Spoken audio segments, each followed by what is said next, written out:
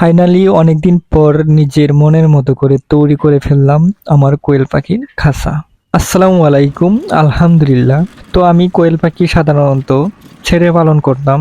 তো আমার বিভিন্ন সমস্যার কারণে বা সমস্যা মনে হচ্ছে, সেই জন্য একটা খাঁচা তৈরি করব। তো তাই চলে আসলাম আপনার দুপুর টাইমে কাঠ ভাঙানোর সুমেলে।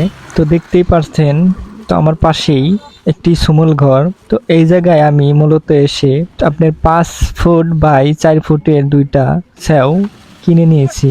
তো দেখতেই পারছেন, তো ভ্যানে উঠিয়ে দিয়েছি।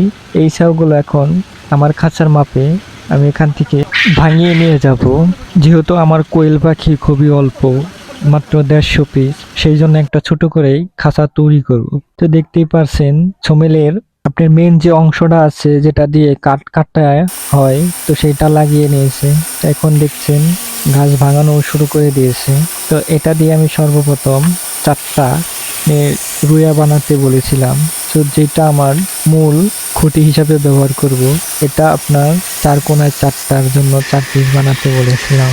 সো মূলত আমি এই জায়গায় আসার আগেই আমার একটা খাঁচা তৈরি করতে যা যা লাগবে কাজের অংশ আমি তাদের বলে দিয়েছি। বাড়ির থেকে আমি হিসাব করেই এসেছি এই জায়গায়। তো এগুলো ভাঙানো হচ্ছে এখন। আপনারা কেউ সোমেলে কাঠ ভাঙানোর জন্য আসলে অবশ্যই সকালে আসবেন, কারণ আমি তো যেহেতু দুপুর টাইমে এসেছিলাম এই জায়গায়, তো আমার অনেকক্ষণ এই জায়গায় ওয়েট করা লাগছে তাদের জন্য। তারা দুপুরের খাবার শেষ করে আমার কাঠগুলো ভাঙিয়ে দিয়েছে। দেখেন খুব সুন্দরই হয়েছে বাটাম। তো এখন আপনারা দেখতে পাচ্ছেন আমার খাঁচার মূল বডিটা তৈরি করা হয়ে গেছে অলরেডি। তো আমি দোতলা সিস্টেমে এই খাঁচাটি তৈরি করব। তো আমার কাঠের কাজ কমপ্লিট হওয়ার পর আমি চলে এসেছি নেটের দোকানে। যেহেতু খাঁচার তৈরির মূল অংশ হচ্ছে কাঠ, নেট, এগুলো আমার দরকার প্রয়োজন। তো এই জায়গায় এসে আমি আমার মাপ মতো এই জায়গায় থেকে নেট নিয়েছিলাম। তো যেহেতু কোয়েল পাখির খাঁচা তৈরি করব, সেহেতু আপনার ছোট ফাঁসার নেট গুলোই নিয়েছিলাম। যেহেতু সামনের দিকে একটু ঢালু থাকবো, ডিম গড়িয়ে সামনে চলে আসবে। তো নেটের পাশাপাশি আমার আরো একটি জিনিস কিনেছি, আপনারা দেখতেই পাচ্ছেন। এটা হচ্ছে আমি ট্রে হিসাবে ব্যবহার করব পাখির ময়লা পড়ার জন্য। আর মূলত আমার খাঁচাটির কাজ আমি রাতের বেলায় বেশি করে থাকি। দিনের বেলায় খাঁচা তৈরি করতে আমি তেমন সময় পাই না।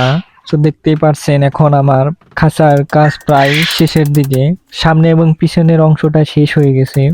মূলত এখন উপরের তালার কাজ চলতেছে। নিচ তালা আমার কমপ্লিট হয়ে গেছে, শুধু 2 পাশে নেট লাগানো বাকি আছে।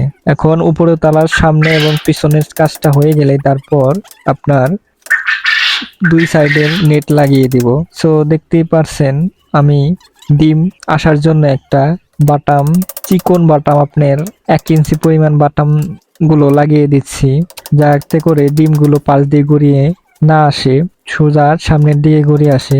তো 3 সাইডে আমি এরকম করে লাগিয়ে দিয়েছি এবং সামনের দিকেও। তো আপনারা একটা জিনিস আমার ভুল ধরতে পারেন, যে বলতে পারেন আপনার খাঁচা উচ্চতা এত বড় রাখছেন কেন, কোয়েল পাখি তো সাইজে অনেক ছোট হয়। তো আমার এটার কারণ হচ্ছে, আমি পরবর্তীতে যদি কোয়েল পাখি পালন নাও করতে পারি, এই জায়গায় দেশি মুরগিও বাচ্চাও পালন করা যাবে। তো পাখিগুলো উড়ার সুবিধার্থে বা এখানে চলাফেরার সুবিধার্থে আমি একটু উঁচা করেই তৈরি করছি। তো দেখেন কি সুন্দর হয়েছে আমার এই কোয়েল পাখির খাঁচাটি।